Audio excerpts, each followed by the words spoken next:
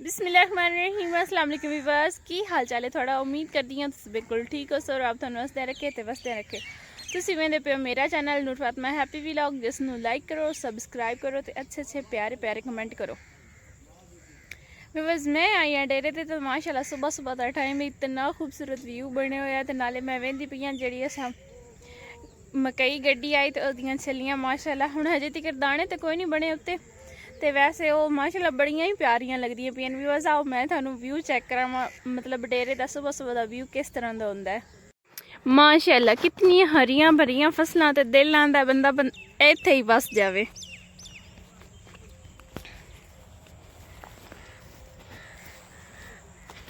ए viewers जेहड़ी मकई गड्डी हुई है ना पकावन वास्ते ते ए छोटे छोटे पट्ठे ज्वार दे।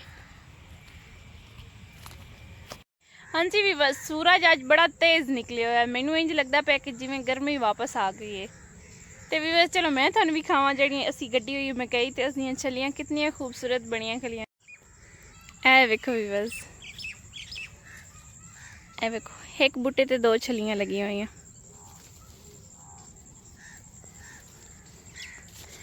ये देखें व्यूअर्स वाइट वाइट वाइट बाल जो इसके कितने खूबसूरत लग रहे हैं जैसे गुड़िया के बाल हों। ये कितने खूबसूरत कलर है बालों का। व्यूअर्स असी जो छोटे होंदे अस ना ते असी इन्हां दे वाल लैके जांदे असी अपनी गुड़ियां नूं लावन वास्ते। ए देखो माशाल्लाह है तो है पतली पतली मकई लेकिन जो इस ते छलियां लगनियां छलियां माशाल्लाह ढेर सारियां हो जांदियां। हाँ जी व्यूअर्स ए देखो मैं बड़ा ही इंजॉय कर रही हूँ माशाल्लाह इतनी धुप भी निकली हुई है लेकिन इतनी खूबसूरत हवा चल रही पी है सुभान अल्लाह बहुत प्यारी हवा चल रही पी। व्यूअर्स मैं की दसां थानू व्यूअर्स मैं ना दरख्त है खजूर का उस उत्ते स्टैंड अपना बना लिया मतलब उस उत्ते जेडे पत्ते कट्टे हुए हैं ना उन्हां ते मोबाइल रख के ते मैं अपना व्लॉग बनाई पई हाँ। ये होंदे देसी जुगाड़।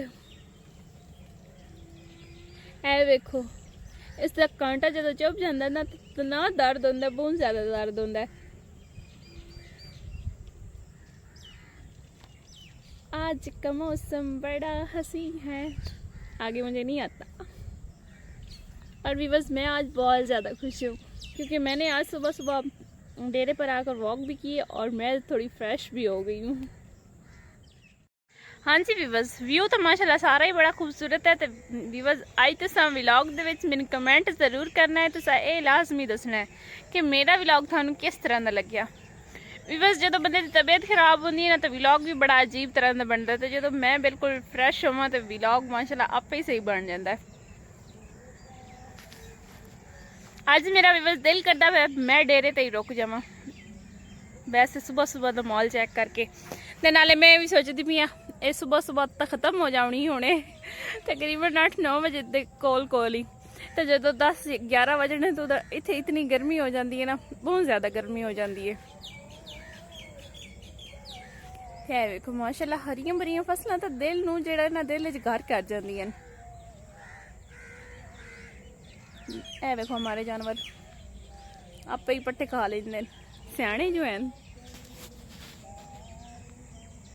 ए देखो भी बस आंदे भी सुबह सुबह जेड़ा है ना ए जेड़ी होंदी शबनम जिसनों असी पंजाबी दे विच त्रेल आंदे हैं इस दे उत्ते पैर जेड़े ना धोवन नाल वैसे तो जुत्ती ला के चलना चाहिए इस दे उत्ते पैर धोवन नाल कोई साडे जिस्म विच जेड़ियां व्यूअर्स बीमारियां होंदियां ना तो मैनूं कोई नहीं पता ते ओह खत्म हो जांदियां।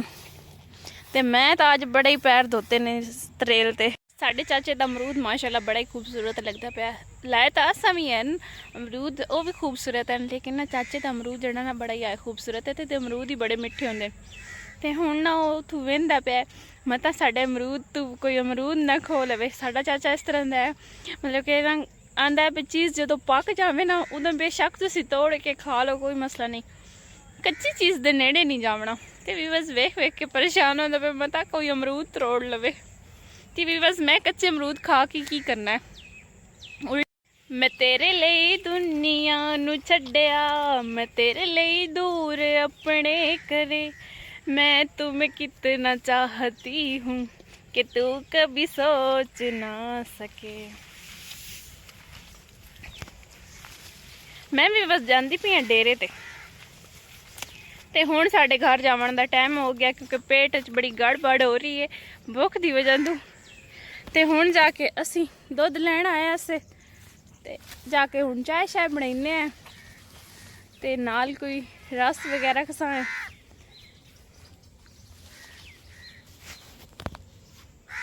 ए देखो कितना खूबसूरत है।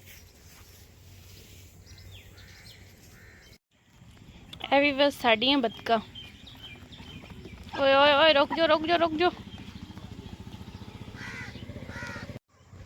बतका भी बस मैं थानू भी खाइया मैं। हाँ जी वीवर्स, मेरे को काफ़ी लोग कमेंट पुछते हैं तुसी किस जगह तो हो, मतलब किहड़े शहर च हो। मैं चनियोट चो।